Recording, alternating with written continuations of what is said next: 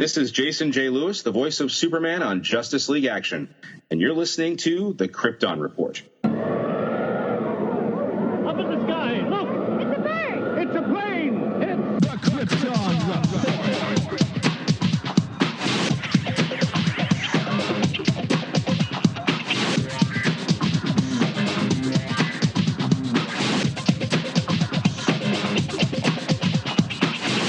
Welcome to the Krypton Report Podcast, presented by the Southgate Media Group. The All Things Kryptonian podcast, including Superman and Supergirl. We discuss games, movies, cartoons, TV shows, and comics. Krypton Report Pod can be found on Facebook, Twitter, Skype, YouTube, and Instagram. And if you want to drop us a line, send it to kryptonreportpod@gmail.com. We are on Patreon under Southgate Media Group. And our official merch page is tpublic.com. Search Krypton Report. Now on with the show. Welcome to the Krypton Report, episode 106. It is I, Tyler, Superman Blue, flying into action from the small town of Circleville, Ohio. And I bring that up. You know why? Because there are 14,000 people in Circleville. And I was watching Smallville the other day, the pilot, and it says Smallville had like 45,000 or something. And I thought, dang, my little town's smaller than Smallville. But I digress. I would like to welcome the other Superman. I was going to say, is that 45,000 people after the meteor shower? Yep, because it's later on when it says home of the meteor. And there he is, ladies and gentlemen. The red voice of Superman himself. James, the man, Cole. Welcome, James. Hey, how's it going? And yeah, I'm here in Toledo, Ohio, where we're around 350, 400,000. So.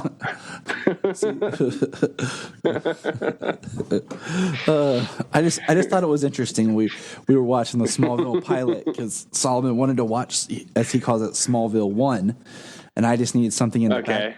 I needed something in the background as I was working, so I put it on, and I'm just sitting there on my computer, and I look at the sign. I'm just like, how many people are here? And I Googled it, and I was like, wait a minute. There's more people in Circleville than there is in Smallville, or less people. I was like, that just blew my mind. Right. It's no wonder there's always someone showing up randomly, and they're like, oh, hey, you've been here the whole time. But today we have something bigger to talk about.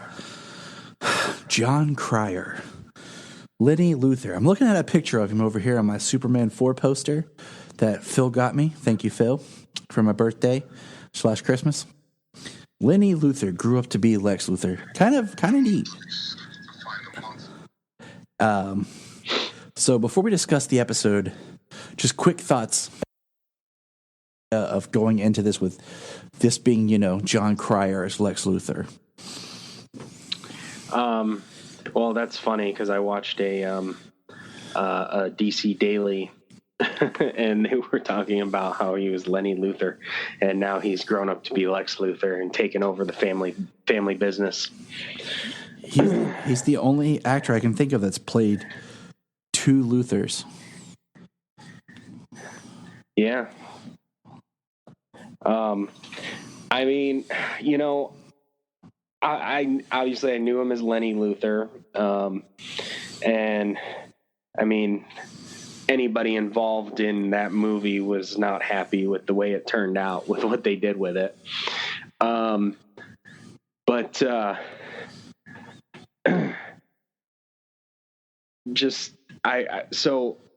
I've known him for comedy roles. I don't think I could, I know I can't think of a role, like a dramatic role, that he portrayed. I just know I couldn't, that I don't know of one offhand. Maybe with some research, I could probably find one that I've seen, but, pretty. So, yeah, so I know, I've known him as a comedic. I do know that, comedic actors generally make good actors. comedy is hard. It takes good timing.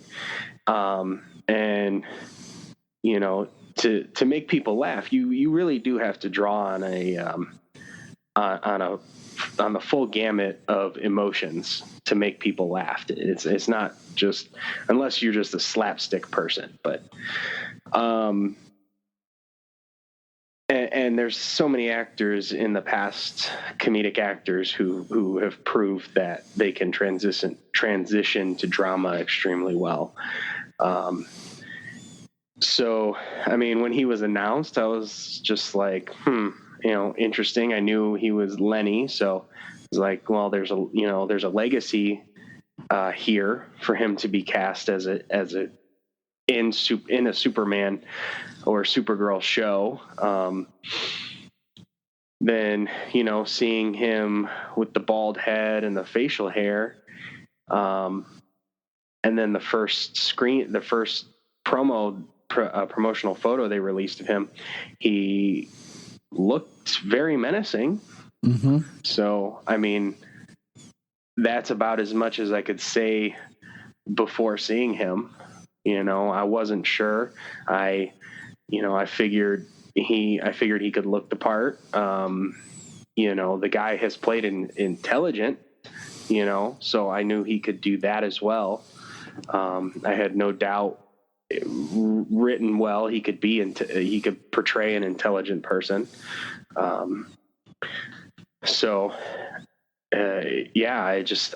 wanted to see what he could do with it. You can't really judge anything until you see what the person decides to do with it. The way it's written and the way the person portrays what they're given. Exactly. I mean, it's not the first person I would think of. But I was just, like, okay, well, let's give him a shot. I mean, I think for the most part, all the all the casting has been on point for this DC TV series. I think there's a few casting choices that I think were wrong, misguided. Off the top of my head, Captain Boomerang, I think, was poorly cast. Yeah. The way that they wrote the character and the things that he did, he was formidable. Mm-hmm. But I definitely would have liked to see a different actor. I didn't see much out of the way to make, like, the character was stand out. They wrote the character stand out, but the actor didn't make it that way. Let me just say, when I have to consciously say that Jai Courtney did a better job as an actor, there's something wrong there. But there's a lot of dislove for Jai Courtney and his ability to act or not act, however you want to go down that rabbit hole. But anyways,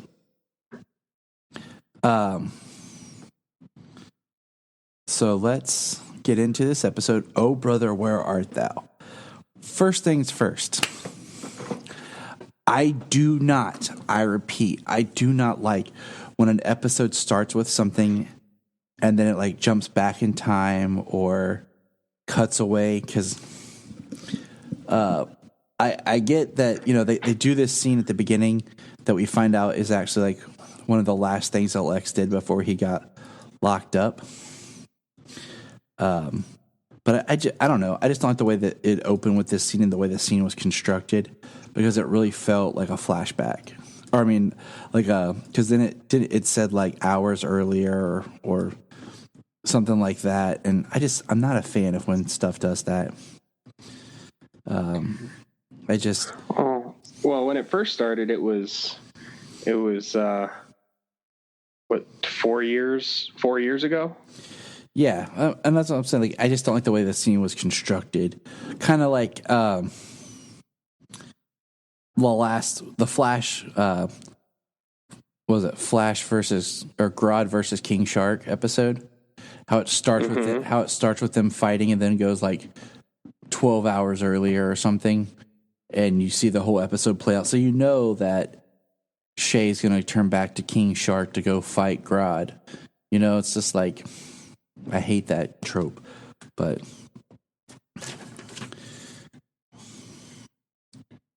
let's it starts off quick with Lex showing up in a helicopter, and he says, "Hi, sis," and he's crippled.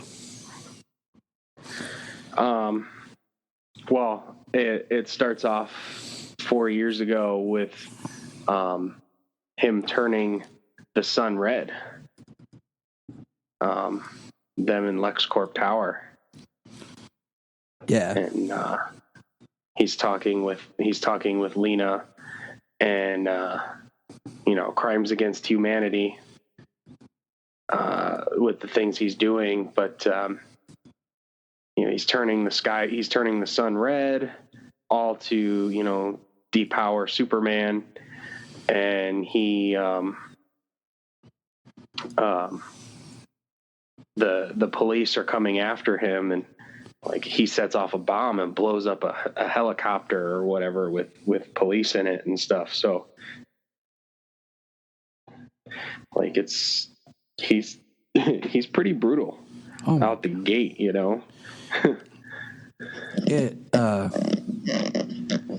It was very much seemed like the not desperate, but like he's just at that point where he's like, this is it. Here I go. Mm-hmm. Like kind of like the final gambit of a plan or something. Mm-hmm. So it was interesting, to get that as your first kind of quick intro for this character that then we shortly meet, like I said, in the next second, and he's extremely weak.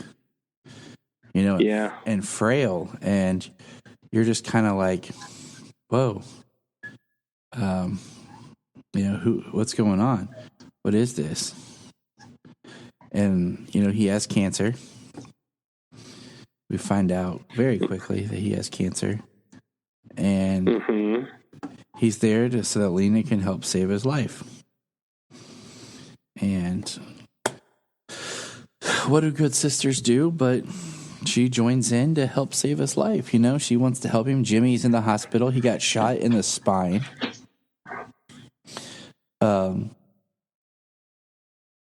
Yeah, he gets shot, and whoever shoots him sets off his signal watch, which is intelligent. So it's somebody that knows something about something. So that right there kind of gave me a aha. Okay. Mm-hmm. Something's going on. And I kind of figured, like, this is why I hate knowing stuff before spoilers, but I figured it was Luthor behind it just because he was coming up on the next episode. And he knew, he keeps his finger on the pulse of everything. He knew Lena and Jimmy were a thing. Yeah. At one point, and that his sister cared about Jimmy, and he hates Jimmy because he's best buds with Superman. So it didn't take a rocket scientist to figure it out, Yeah. Well, at the end of the prior episode, we kind of figured that it might be like in retaliation for taking the photos, publishing the articles and things like that kind of rally the people pro-alien against the ratification of the Alien Amnesty Act. So we kind of speculated that might be why he was shot. But then if that was the case, as they show somebody pushing the signal watch, they wouldn't have done that. Watch to alert Supergirl, that would be getting Jimmy medical attention as fast as possible. as fast as superhuman possible. So it was definitely a manipulation. Like nobody would be trying to get him help if they were trying to get him out of the way. So he was used, and we find out he was used by Luthor to force Lena's hand to finish her project. Dum dum dum. Yeah, to finish her project so that he could get the cure for his cancer. Very interesting, huh? So as we jump to the end, as we always do. So jumping to the end, let's I want to jump to the end. Yes. What about that twist? Did you see that coming? That boom shakalaka. One of the guards was Otis in disguise. He was still alive. And that Eve Tessmacher has been working with Lex the entire time. So I was shocked to see Otis, because last time we saw him, we assumed him to be dead. I mean, at the time, we did see Mercy take the barb to the chest, but to us, it looked like Otis took them to like the shoulders, or what was it, the shoulders or the upper back or something, but not center mass like the heart, like vital organ. So I was surprised to see him. We haven't seen him in a long time. When he did say that somebody gave him it 10 minutes ago, I kind of just figured, the guard was bought or something like that, that perhaps all of as soon as he said, it was given to me 10 minutes ago, I kind of figured that the guard was just being an asshole,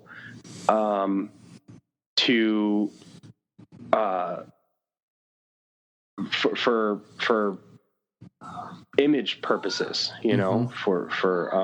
to make it seem like he was being terrible to Lex Luthor, like making Lex the victim in his it was all part of the plan. Weakened state.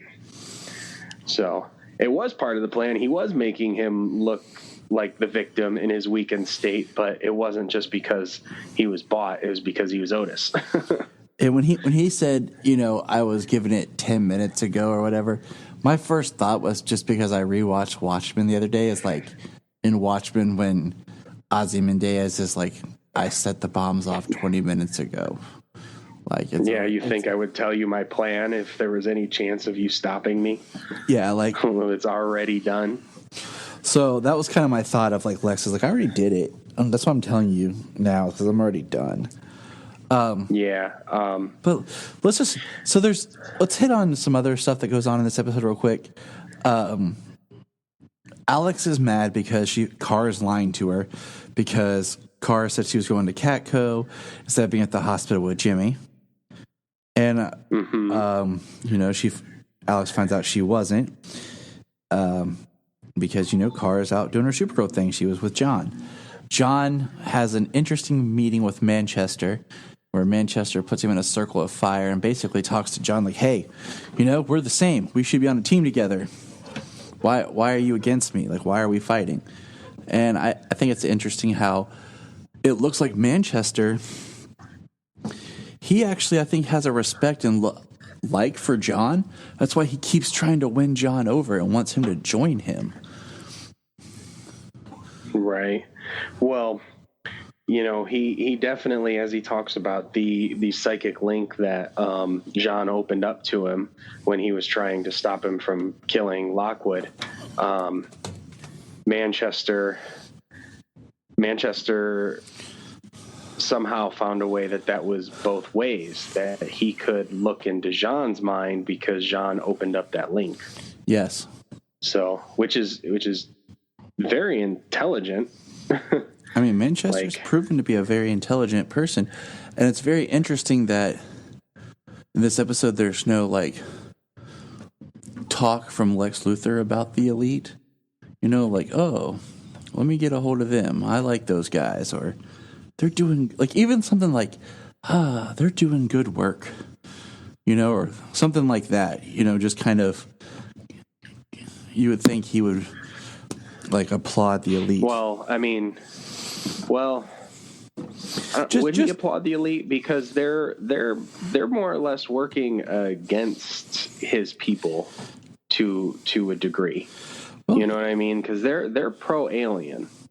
Oh, that's you know. I mean, sure, they kill people and stuff like that, which I'm sure would ingratiate them to Lex Luthor. But I meant to say it like it's late and I'm dumb, but I meant to say it like he would use them to like, see, this is what I was telling you, that aliens are bad. See, aliens are bad. But like in the back of his mind, he would applaud them for showing what he's already known so that he could use that as public opinion. Like approve of their methods for his own gain. Because without, it just helps him prove his point and gets him what he wants. Right. That makes sense. I'm just too tired to word things as eloquently as I want to. Yeah. Those were two very separate things. This episode, Kara and John hunting Manchester, and Lex Luthor, Lena, Jimmy. The only crossover was Jimmy being shot and Kara not being there. Yeah. And Alex wondering why, because she doesn't know she's out doing what she can. She's out being Supergirl. Yeah. We get to meet Jimmy's sister, which was neat because we were never really sure about Jimmy's sister. And I have in my notes, oh, so good that it's not his little brother, Jimmy. Yeah. It's not his brother, Henry James. I do point out that I always pay attention to costuming stuff, that it was really cool. There's a shot of Lena. She's wearing like a purple and black suit. Very Luthor-y. I do think, ow, I just stubbed my toe. I do think it's very interesting. We have the whole, Manchester has a staff, and he uses on John, and John sees his dead daughters, and then he sees Alex and Carl like morph into like some scary zombie stuff. And like you said, I feel like this episode was disconnected with, it had two storylines running that never really intersected. Like this could have been almost the whole episode them hunting Manchester, but we have this whole Lex side plot I thought was interesting. Right. The only besides Jimmy, the only other like intersecting point was when they were going after Manchester and he was at the dam, the hydroelectric dam. Yes. And they assumed, so you don't know how Lex could have foreseen this because they didn't connect it in any way. So, I mean, it's like pure coincidental that Manchester is at the dam, and the power in the city is flickering on and off, and the power at the hospital shuts off. But also, the fact that the generator doesn't kick back on, that has that's a separate system. From the citywide power that's disconnected from the grid. So the generator should kick on, and that's what clues Lena into Lex being behind the power outage, because the generator doesn't kick on, because that's a totally separate system. Which forces Lena to give Jimmy the Harinel. Yes, and save his life, and in turn be the be the guinea pig to prove that it works before Lex injects it into him, and before Lex gets it injected into himself. So that means that Jimmy should have superpowers. Because they never said they figured out how to not get the superpowers. So we'll have to wait and see how that plays out. Also, the other thing is, it worked, but how long? Like, usually when you test something, you test it for a while before you give anybody else an injection. But you know what? That's good old Lex for you. So right. As long as it doesn't kill him, as long as there's not an immediate death. One scene I did really like was when Lex told the story about going on the trip with his father, and his father brought a woman along, and the woman was Lena's mom, and how he wished that she was his mother. I thought that was just I thought it was a pretty interesting, honest scene. And at the end, Lena confronts Lex, and he says, that he was correct, like that was truth. And I just felt like that was very interesting, just kind of into him, like had maybe Lillian died, and right, yeah, that was strong. Being him, it was a true story, and being true, that's how powerful. That's why he knew it would work. But what did you think about Lex in this episode? Before, we get kind of the reveal at the end of this was all his plan. The way Cryer portrays him, in the frail, sick, dying state, reminded me of one of the Lex clones from Smallville season 10. You know what I'm saying? The one clone that got free that was also in Man of Steel, the actor, because he just looks something. Yeah, off. I know what you're talking about. And then, I feel like I'm really interested in the next episode, because I guess Cryer signed on for 3 episodes. So we're going to see him a little bit more, which is cool. Because I feel like this whole thing was a setup to actually getting to experience who this character really is. Right. It was really, the way he portrayed him, at first we see him big and evil and powerful and, killing people without a second thought, turning the sky red. So we see a very powerful and evil and angry Lex Luthor. And then we immediately see him and he turns 180 degrees. He's incredibly vulnerable. He's connecting with Lena. He's still very much himself, very much who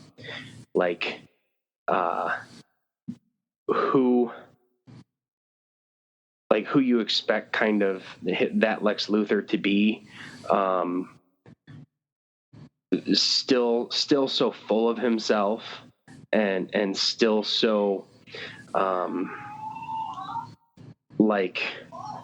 better and even manipulative of Lena, telling her, you never would have, you always wanted to prove me wrong. You always wanted to be better, and if I would have given you and given into you and told you that I was proud of you and that you did good, that it wouldn't have pushed you to be better, that it wouldn't have pushed you to be who you are. So it's kind of one of those backhand way of saying, hey, I treated you like crap so that you would reach your full potential. Exactly. You should thank me for all the abuse I gave you. Yeah. And that's what it seems like. And you can't be thankful for people treating you that way. There are other ways to drive somebody to reach their full potential. So that's very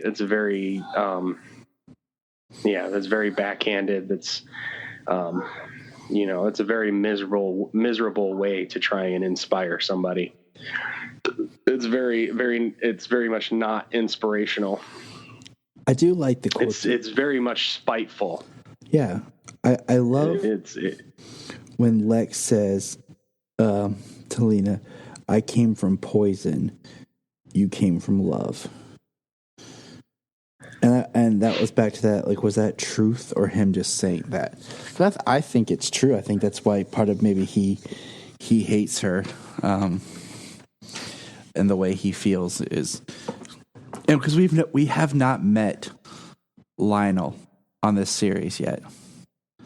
We do not know, like, we got him like in a flashback, kind of, but we've not really experienced Lionel as a character.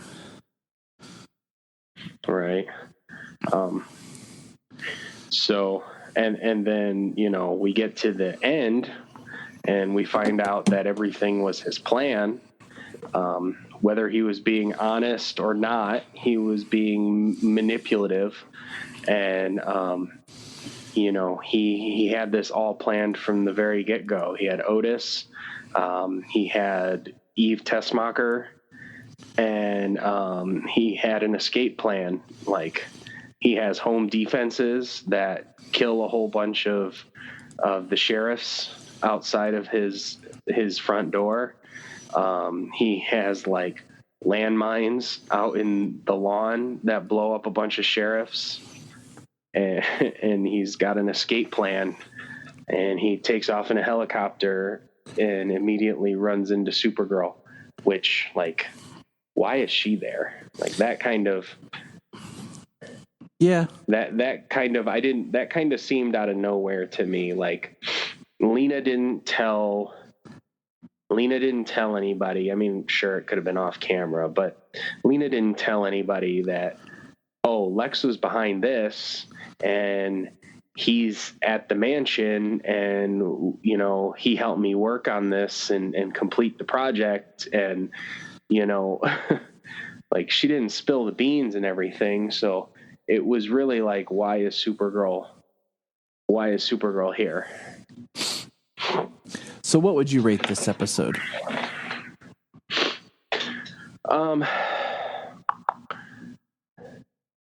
You know, just to kind of show just some of the ties to the early part of the season.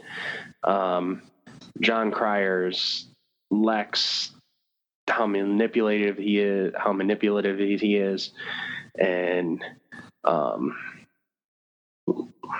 Lena. Jean was really good. We didn't talk a whole lot about that because he killed Manchester in this episode. At least that's what they say. Yeah. Like, is he dead? No. Or is Manchester coming back? He's coming back. Because I mean, it's kind of hard to say. We didn't see a body when we saw him, like, disintegrate him with the staff. So I don't know. Exactly. So Manchester keeps pulling punches. Yeah. And I mean, if that's the end of Manchester, I'm kind of disappointed. Oh, I'm seriously disappointed. I mean, he was an incredible character. But he was seriously neutered from his comic book counterpart. So yeah, I'm still waiting for him to get his power or something more, like revving up, you know, to a bigger confrontation, because we have, I mean, that could be a serious psychic battle when it comes to Martian Manhunter and Manchester. That's what I want to see, because I kind of want to see maybe like the Elite team up with the Red Daughter or something. But all right, well, what would you rate it number wise? Well, with that disappointment and a couple other things, maybe I probably give it about 7. See, I give it a 7. The only reason I would want to rate it higher is like the last 5 minutes of the episode. Yeah, I think Cryer's Lex elevates the episode. I think his Lex elevates this episode. It does, and I think just the twist with Otis and Eve and Lex is what really made this episode intriguing, and then it just ends with him seeing Supergirl. So like there's more to come. Right. But I certainly think that plot line separation, where some things don't really intersect, and then like why is Supergirl there at the end, and then the Manchester disappointment, especially if it's the end of his character. Those things kind of hurt the episode, but there were some positives. There were some big pluses in it. Yeah, I agree. So now, once again, we have a good Lex casting. We do. Real quick, it's not a whole lot to chew on, but did you see the trailer for Krypton Season 2? I did. All right, so it's short. It's a teaser trailer, if there is any. So, okay. So what? The trailer is a teaser. It's cool. It just says Krypton Season 2 coming soon, but we see Doomsday, like roar. Solomon can't wait to watch. And smash something. Solomon cannot wait to watch Krypton because he saw Doomsday, he saw Brainiac, and he heard Zod. So, we hear Zod kind of talking where the last season left off. And it's been a year since that season premiered. Because it premiered last year in March. So it was it was right around this time when it premiered. So yeah, we see Seg talking to Brainiac, like in the woods. And my favorite part about this trailer is, you know what it is? Are you ready? I'm about to drop this on you. Seg does not have that ridiculous haircut anymore.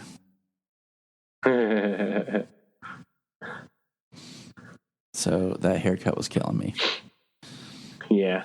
The Zod voiceover, it sounds like, it kind of sounds like where they picked up last, which I can't wait till it drops on DC Universe soon, so I can watch season 1 again,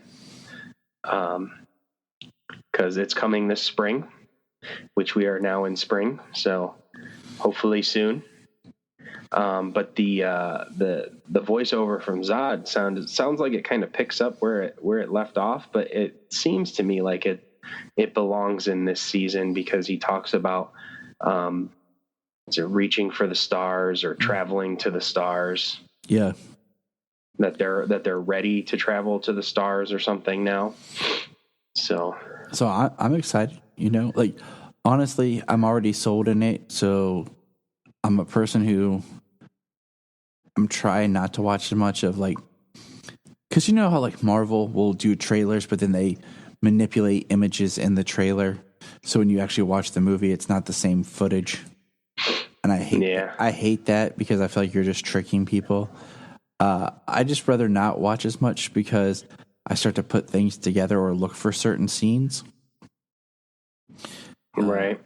Well, I think that's a big Marvel thing. Just it is, especially for these last few movies, because there's so much anticipation, but also that there's so much knowledge of the current storyline, whereas everything leading up to it was adaptations of decades worth of comics drawn together to create a single story when it came to the movies. But when it comes to the culmination of the Infinity Gauntlet and the war and the possible resolution come Endgame and stuff like that, I think they just lied and did deceptive marketing when it came to Infinity War. And I think instead of doing that with Endgame, I think they're just doing the less is better route. Let's kind of draw on the past and kind of let people think about the legacy of what has come to this point and give them very little about what they're gonna see. And I'm so fine with as that. it's not a so that it's basically, we're not lying to you, we're not lying to your face about what you're gonna see. Oh, they've already said that in the last in-game trailer. There's false footage in there. Oh, is there? I didn't hear that somebody said that. I heard that people are saying, "Oh, this is probably fake," and this is probably fake. I didn't hear anything. If I find it, I'll send it to you. But either way, it's what it is. But well, that's ridiculous. what do you call it? Well, they did that for Deadpool too. I mean, they're like, we shot this footage specifically for the trailer, and none of it is in the movie. Which is, I think that's fun. I think that's cool though. Like, I have a whole nother idea for that, but it's another story. But anyways, to end up here, I'm so excited for Krypton Season 2. I really enjoyed Season 1. I liked seeing Doomsday because I feel like I got cheated with my Doomsday in BVS. And I really want a good Doomsday because Solomon loves Doomsday. Therefore, he looks like Stone. Like, yes, he does. He almost looks like what you would think that like a live action Doomsday should look like he's not flesh and blood, you know, that there is no, that it's not flesh, like like his body is solid. All right. So now, dear listeners, just the way James and I recorded this, we are now going to talk about the second episode with Lex Luthor, The House of L. Oh my gosh, James.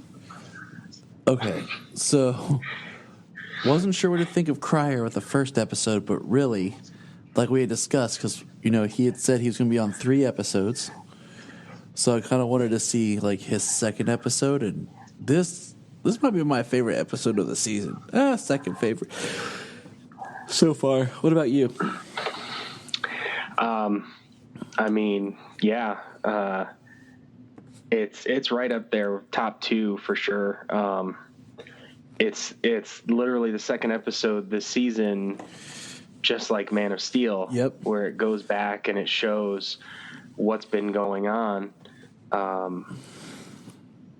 throughout the course of, you know, such a character's life and their time during what's been going on. So, like, this episode went back and, you know, showed Lex after they showed his introduction at the beginning of last week's episode, and then they show his time in prison, and then very shortly into it, the Red Daughter, and it shows what she's been doing and what she's been up to since she was discovered in Casnia. And we've only had small glimpses, but now we get to see what she's been up to for the last 9 months. And it was a very similar format to Man of Steel, and they've done these 2 episodes very well. And John Cryer's Lex Luthor, he is one sick evil pup, man. I mean, you know, I feel like his Lex last week was such a fake, false version of the character. We find out this week he's playing a game the whole time. Exactly.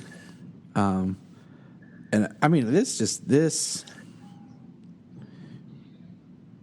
episode just kind of blew me away because I was like, wow, I'm really, like, I did not dislike Cryer, but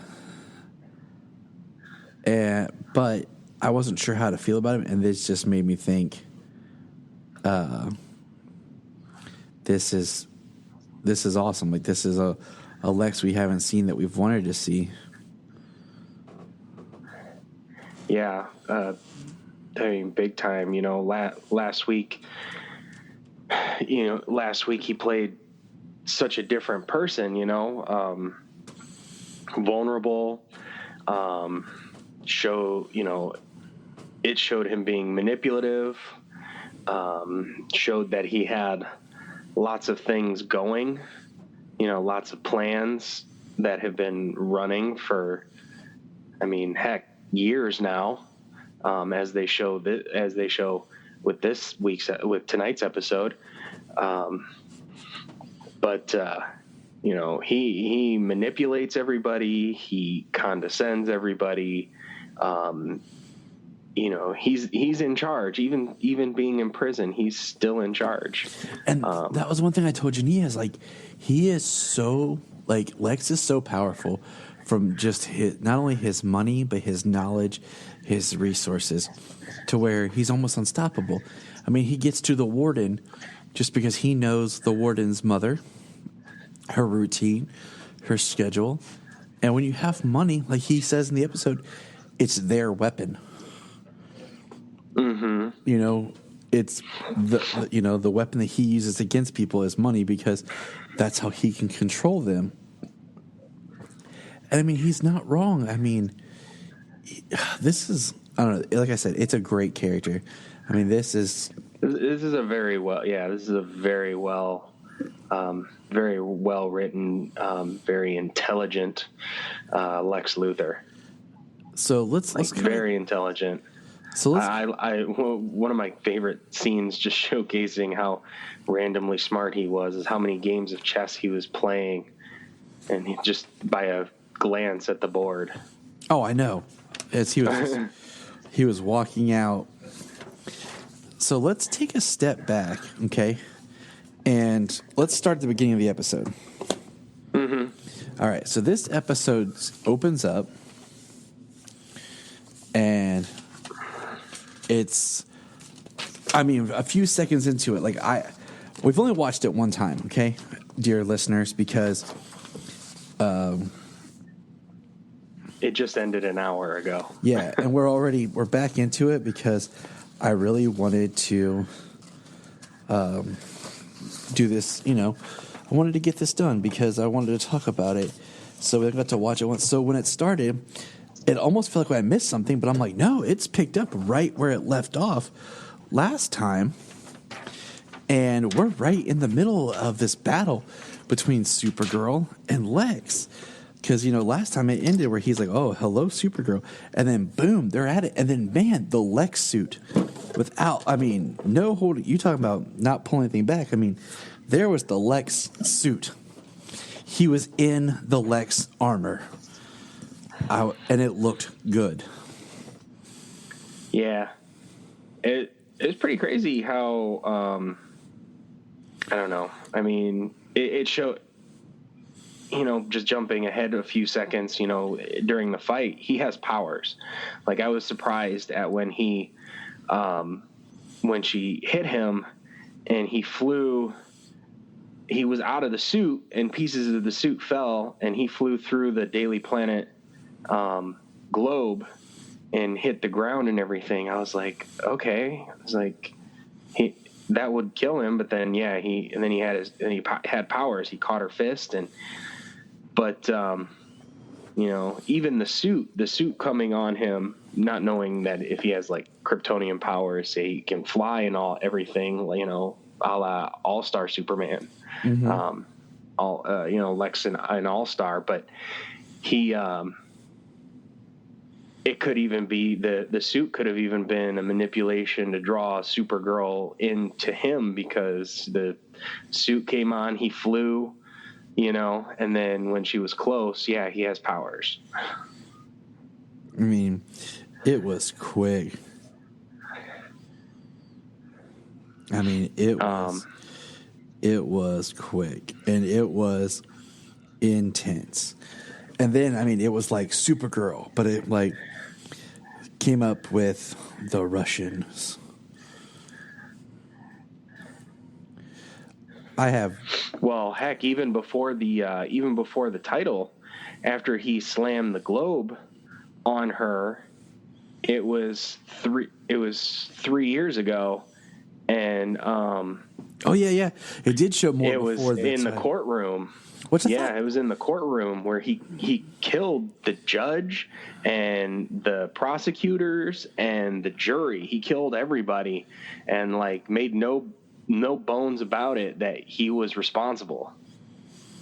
And this is the Luthor who's pretty much been revealed to he's not the savior like that he's always tried to portray himself of. This is the villainous Luthor. Everyone knows that he's a villain, you know.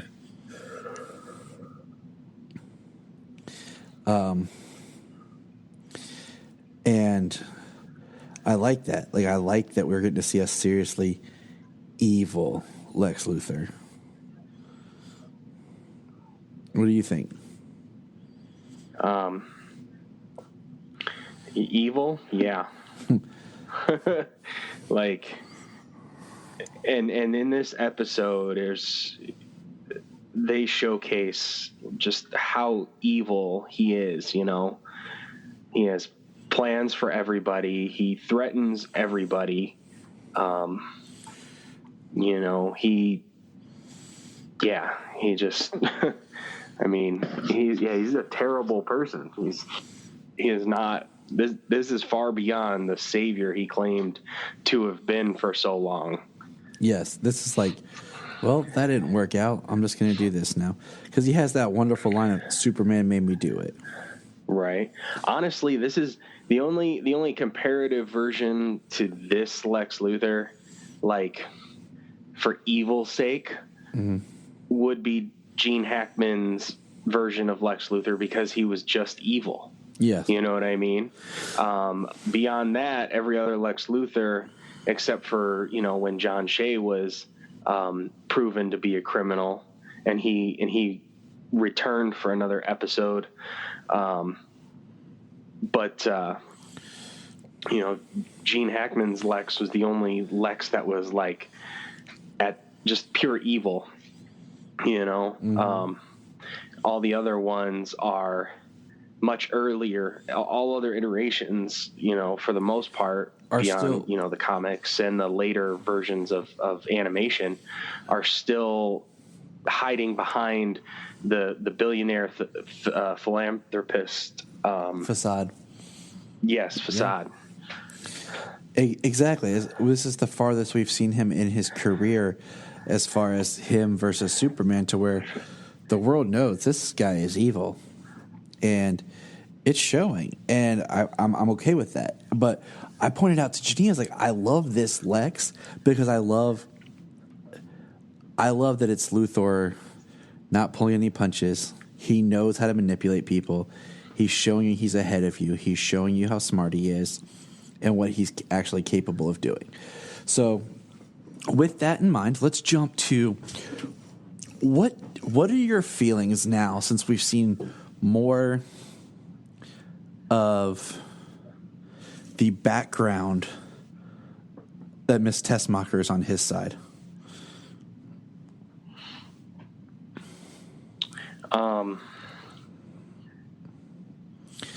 Well, like she's been what's the word I'm looking for? Not quite infatuated because it's not romantic sense, and not as upset, not obsessed, but somewhere in between there, that she idolizes him.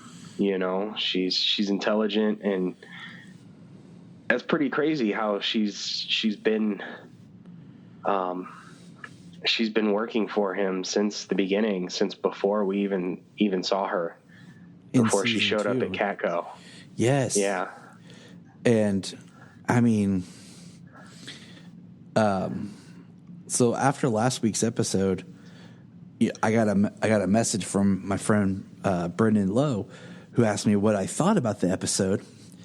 And Brendan's on the Nightlight podcast, and sometimes you can hear him on Holy Batcast. He said, do you think that this was always planned with Miss Tessmacher, or do you think it was like a retcon? And before I answer, James, what are your thoughts? Well, I mean, knowing that it's Miss Tessmacher, could have been planned. I honestly could see it being planned. That far back, it's tough. I mean, they did write her in to stay close with Lena too. So, it's tough to really say if it is a retcon, and if it is, I mean, I'd say it's pretty flawless. The way that they've kept her close to Miss Tessmacher,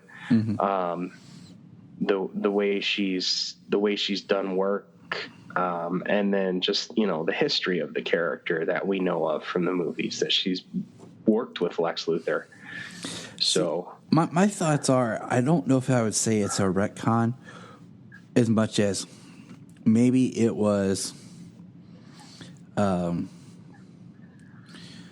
one of those that they had an idea that maybe down the line they could do it, but they weren't sure if they would ever get to use Lex. So instead they put her, because, their thing's always been about bringing characters, using character names. So they put her in there, and they just weren't sure if they would ever get to actually use her with Lex or not, or just make her Lena's henchman, because we were never sure if we'd ever see Superman, and then Lex. So I kind of feel like she was we'll make her Lena because, we're still waiting to see if Lena turns to the dark side. And I don't know, like with this revelation about Lex and what's going on, I don't know if she'll go evil or not. But I do think that she's going to find out Kara's secret before this season's over, especially with the Red Daughter coming. And I want to say, before we switch characters and stuff around, I liked it, like Miss Tessmacher, because when they first showed her, okay, and she was like outside, and like Otis looks at Lex and kind of signals to him and stuff, I'm like, is she going to just be like a glorified fangirl type thing? Right. And then I got thinking, man, is she like, are they going to almost make this like a Harley Quinn Joker like relationship with the Lex and Eve? And I do think what's interesting is I feel like they have sexed Eve up since she came out that she was working for Lex. So I thought that was interesting because it just feels like they dressed her a little bit different. They kind of show her off a little bit more like the original Miss Tessmacher. Because we have that scene where Lex is saying to her, your resume, I don't really care. And then he's like, wait a minute.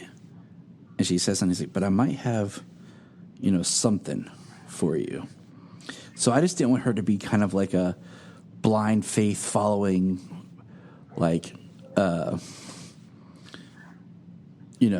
Manson loving girl type thing where like, oh yeah, Lex. Right. I do like, when he brought up that, that she's a Manson girl, she stood up for herself, not being that though. You know what I'm saying? Exactly. And that's why I was like, this show's never really fallen in those female tropes. So I was like, don't screw up what you've kind of built with Miss Tessmacher. I'm glad seeing as this.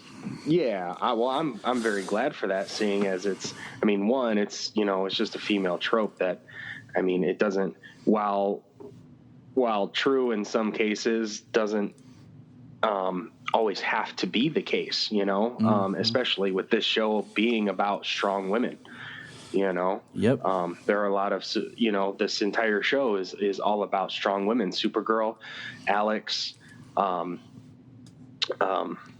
Lena, now even Miss Tessmacher,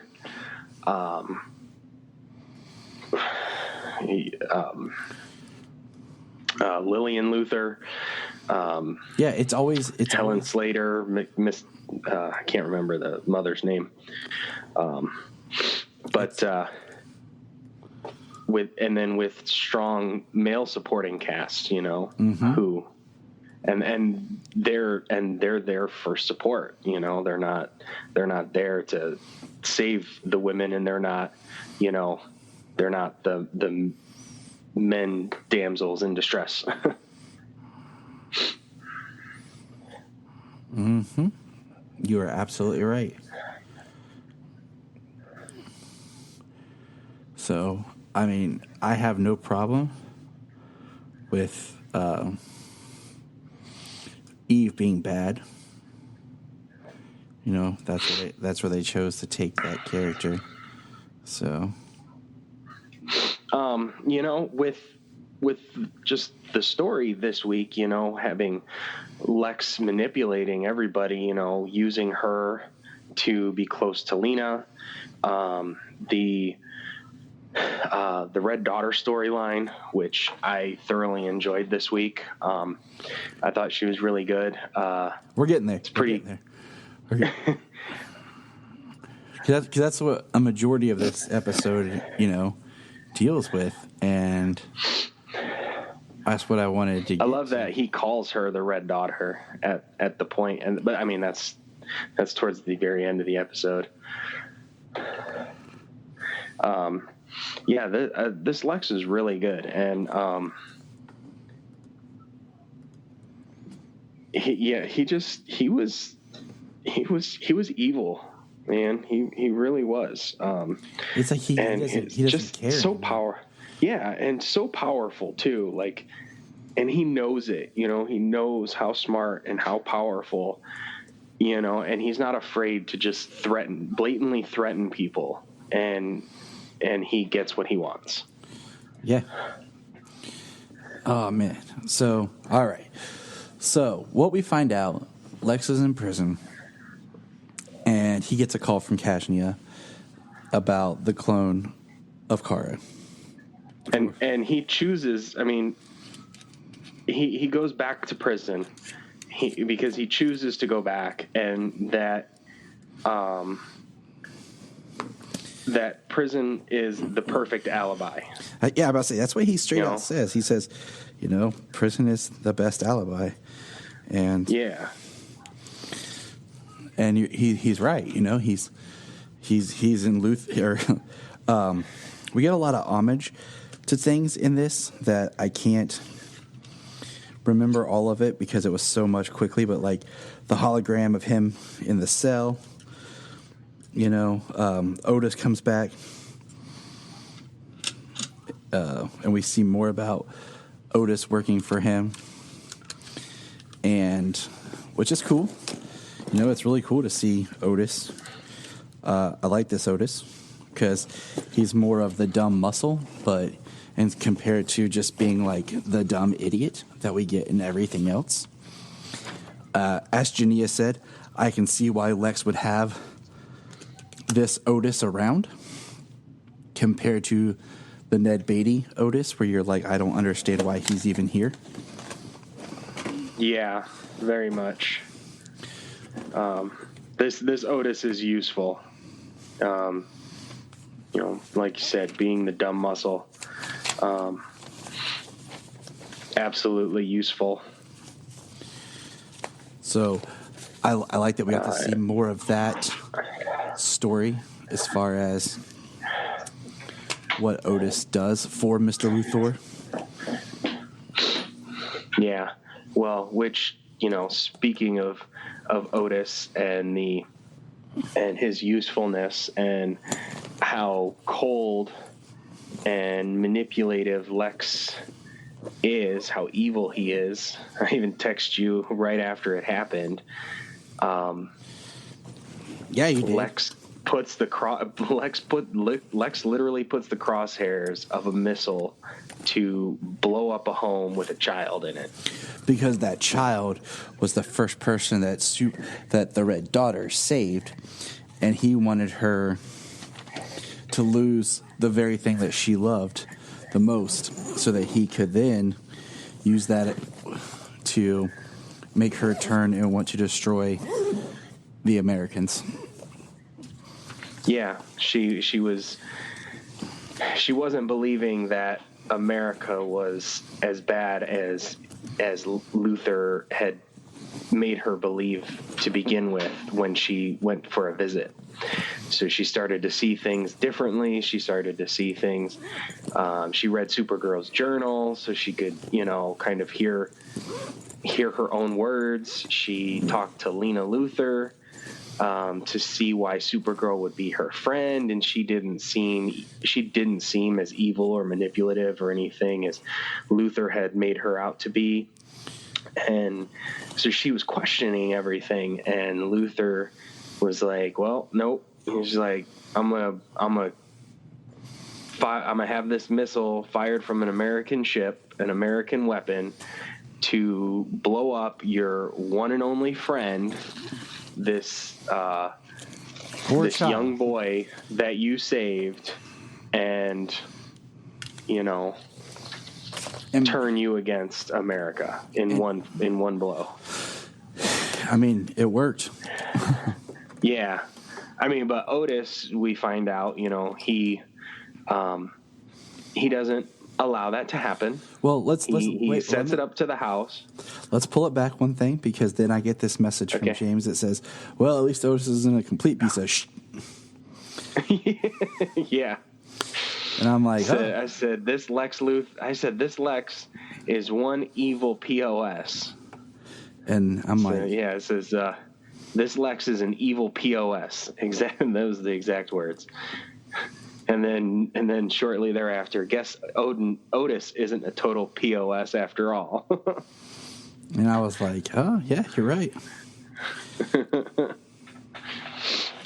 Because Otis doesn't leave the boy there to die. Otis takes the kid away, and he even tells the kid that if he sees any bald guy, to play dead. Don't let any bald man see him. So like you could tell at that point that he didn't, that Luthor was going to kill the child. It wasn't Lex's plan to, relocate the child and make it seem like he was dead. Oh no, Otis took the kid away and, saved him.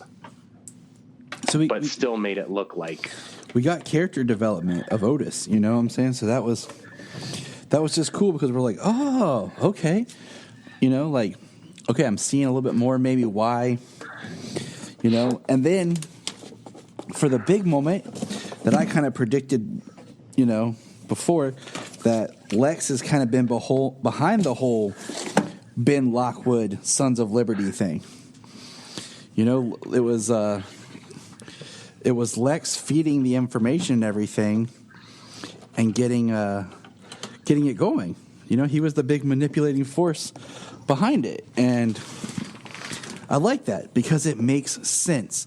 And I mean, even when Lex said there will only be a time before Superman and after Superman. And I was getting ready to text you, but Solomon started throwing a fit that now we have to talk about time in BS and BA. So that was BS, and now it's BA.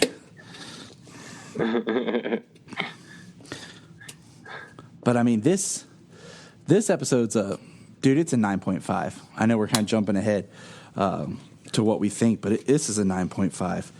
I like that it took time to, hey, you guys like this new character of Lex. Let's let you guys learn a little bit about the Lex that we're dealing with, like who this guy is.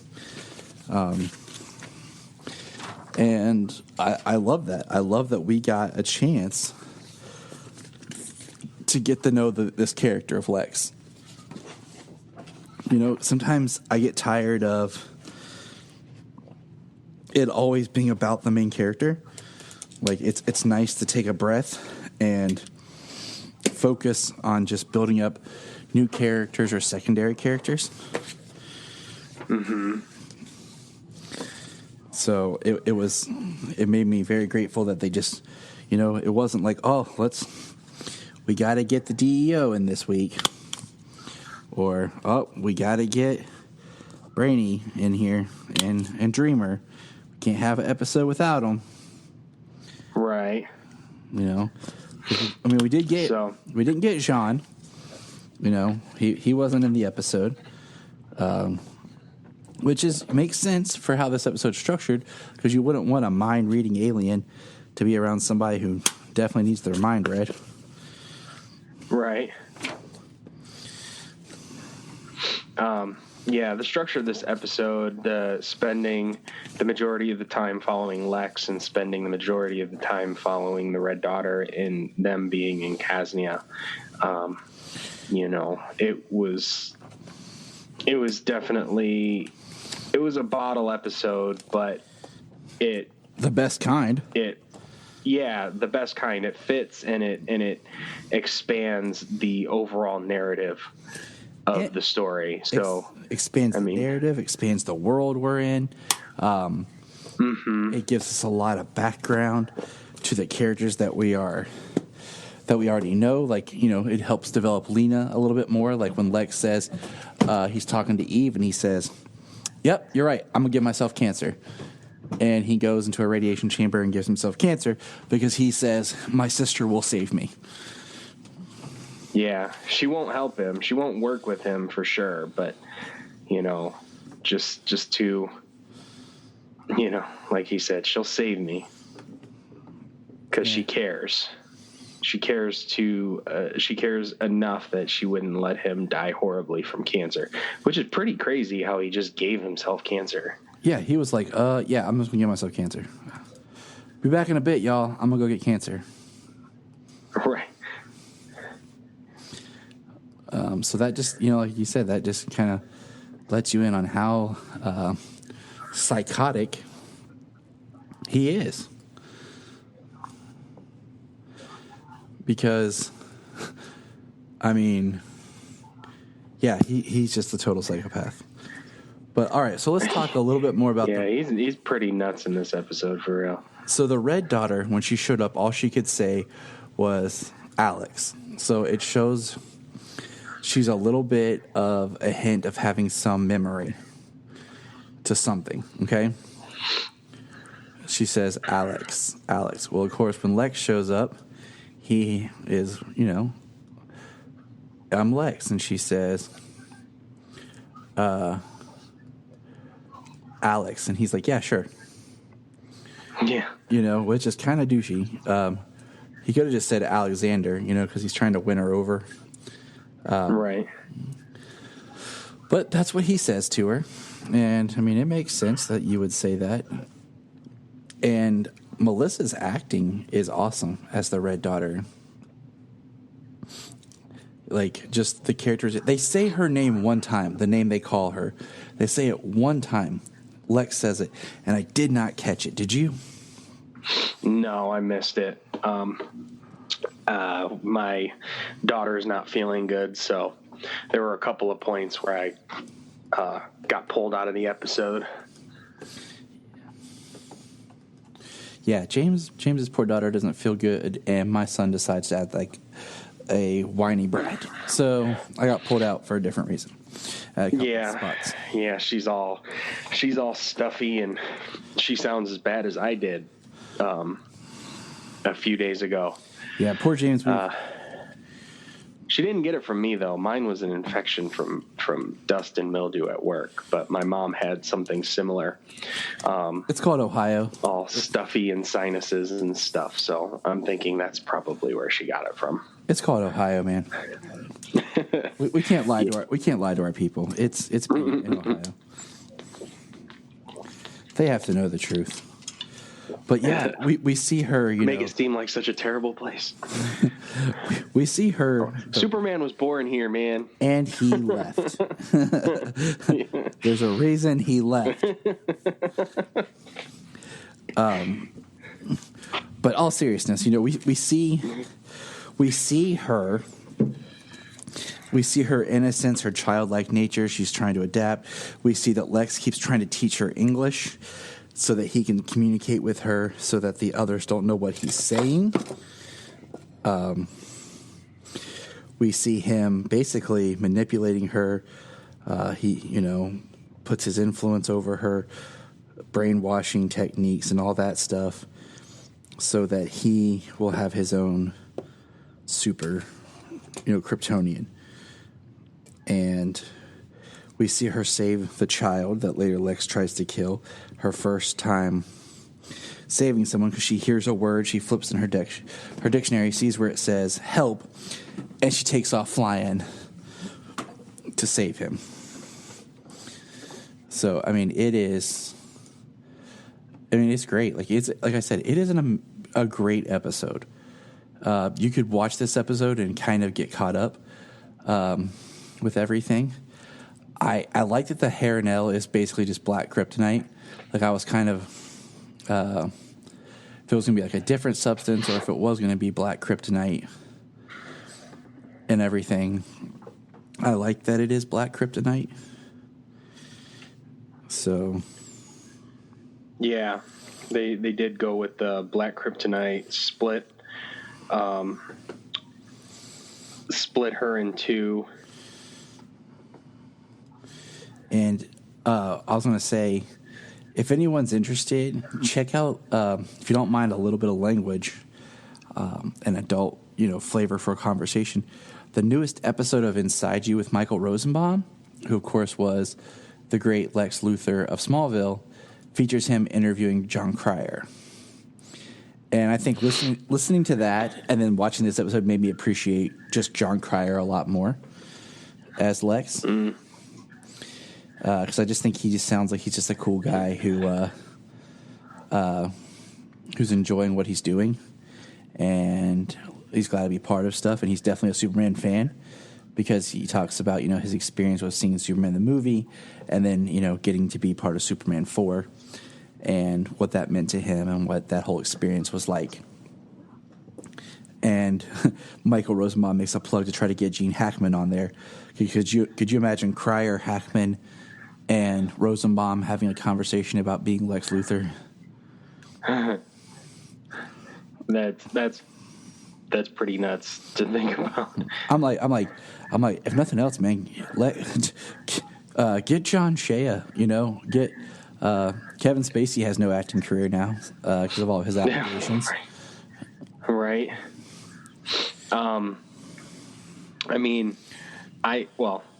For the inside of you, I have it downloaded, but I haven't listened to the John Cryer episode yet.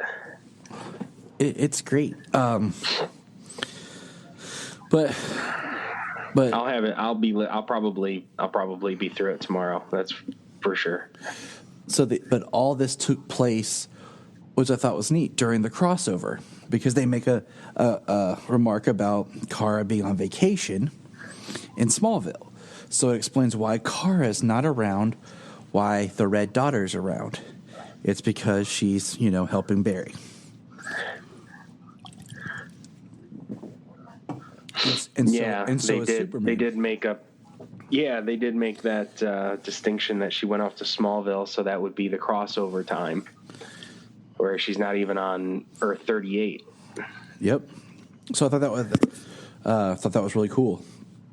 Now, the episode ends where, remember, we last saw the last daughter was bleeding out her nose training. We find out that Luthor gave himself cancer to get cured by his sister to give a blood transfusion to the last daughter. The last daughter. Yeah, to give the hair. Yeah. I keep saying the last daughter because that was the old podcast name. The Red Daughter. Oh, jeez. The Red Daughter. Yeah. Which I find interesting. Yeah, sneaks the Harinel in his bloodstream to her. Which I find interesting because she's a product of black kryptonite. And then he kind of gave her refined black kryptonite. So what does that do to her? You know what I'm saying? Like, is that... I think that's going to come back into play or something some way. So we'll just have to kind of wait and see. But yeah.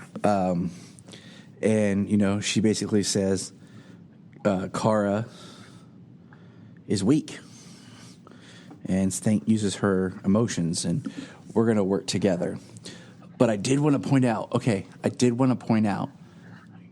that when they're in National City, she's undercover learning stuff, and the Red Daughter is going by Linda Lee. Did you catch that? Yeah, Linda Lee. So, was Supergirl's like fake identity when she first showed up in the comics. It was the name that she used in the Supergirl film, which we're going to be watching here soon, dear listeners, and doing a commentary track on. And it's going to be, I think, I'm going to get Junia's first time watching it, and I think James's maybe when we get there. Yeah, my first time watching it. Yep. Yes, sir. So it's going to be fun. I haven't watched it in like 4 years. When we first started the podcast, an ex-host, which I don't mention anymore because he's dead to this family, because he did my sister-in-law wrong, and they got divorced, and he did my son wrong because my son loved him and looked up to him, and then he just disappeared like a POS from his life. But that's too serious to talk about. Anyways, it was one of our earliest episodes. We had some computer malfunctions. The recording was bad, so it's time to revisit with my proper hosts of the show. My co-stars here, Mr. James Cole and Junia. And throw Solomon and Sayla in there, too, because they'll be around. But, yeah, so that the episode concludes, okay, with Luthor calling her the Red Daughter and giving her the costume. Which is cool because it was neat to see her in that costume. Yeah, it was pretty cool. It's interesting how they didn't have the full like sickle and hammer, but they had that. I'm not sure what that round part was inside of the shield, but they did have the hammer in there, and that was pretty awesome. I got thinking, and the suit looked really good. It looked very close to what the red with the the Red Sun suit. Red Sun Superman suit looks like. And so part of me got thinking about it as when it was written, originally it was Russia, and this is Kosnia, which is okay. I'm about to sound really dumb because is Kosnia real? Because I know there's Bialya, which is made up, Kondak, which is made up, and I thought Kosnia was or wasn't, but it's because they even mentioned Russia, so they're not really Russian because I think they don't want to talk too serious, about real countries and stuff. Kosnia is a fictional country which appears in the DC universe. Exactly. Okay, so that's why I think that it's not a full sickle, is because it's not the straight up Soviet Union Russia. Like it is in the comic. Much like, Hitler and the Red Skull were Nazis. But then, in Captain America, that's probably, they made them Hydra. That's probably why they, right. That's probably why they went, with her being in Kosnia instead of Russia. Exactly. As opposed to making Russian terrorists, it's a fictional Eastern European country that that is war torn and stuff. And what was it Kosnia that was in Justice League? Yeah. That's where I'm not sure about Batman the Animated Series, but I'm positive in Superman the Animated Series, in the first trilogy of episodes when he becomes Superman. Trilogy of episodes or first two? It's the first three. Actually, that's been a long time. The first three, because I had them on VHS. But they were a movie. When John Corbin comes to America, it's a Kosnian ship. He is stealing the Lexor suit for Kosnia as a mercenary. So it goes back at least that far, and probably farther in the comic books. But all right. So final thoughts on this episode called The House of L. Not E-L, but L. hey, what do you know? Just like the L's in Red Sun.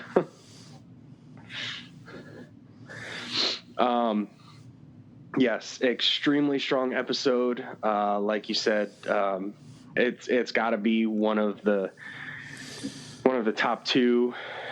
top 3 episodes of the season. At least a 9.5. Very good. Melissa Benoist did a great job. Accents can be hit or miss. I think she did a pretty good accent. I'm no dialect coach, but it was pretty good. She was able to kind of switch back and forth between them, at least the way it seemed that she was switching. I mean, it could just be the magic of editing, but she switched back and forth between them pretty good. So yeah, and John Cryer's Lex Luthor is really really good, and he'll do anything. Oh, last thing. Before I wanted to forget, Phil messaged me, and I wanted to bring this up to you. Do you think that not only are they doing like the Red Daughter, but is it going to be with the Black Kryptonites becoming more of a Supergirl Blue, Supergirl Red, where the Red Daughter is the Red Supergirl, and the regular Supergirl is Supergirl Blue? You know what? I think we even maybe discussed something about that after the split at the season finale last season. We did. But now it's just nice that people are thinking the same thing that we did. Cool. So, way to go, Phil. Yes, sir. We applaud you, my friend. But no, I totally think that it is possible. I do think that it is an angle, especially with the way that things are progressing. I feel like I'm very intrigued to see where they're going to go with stuff, just because I feel like they're doing a lot this season. So yeah, it's very there's been a lot going on this season with the political stuff and things like that, but it's starting to ramp up, and it with this episode it kind of ties a few things together too. Otis brings up Ben Lockwood, kind of showing that Lex has been behind the Children of Liberty, Ben Lockwood's position, everything else. I told you he was, but all right. Well, that is going to take over for this week's episode of the Krypton Report. Hit us up. Let us know what you think. And we'll talk to you later. Look up in the sky. Look up in the sky. Look up in the sky. You can find us on Instagram, Twitter, Facebook at Krypton Report. You can also email us at kryptonreportpod@gmail.com. If you get a chance to go over to iTunes, please leave us a review to help us get better. If you're an Amazon shopper, just remember you can go to southgatemediagroup.com. There's a portal log into Amazon, and you'll shop into your account just regular, but it also helps keep all the podcasts on and helps keep Southgate running. Remember, look up in the sky.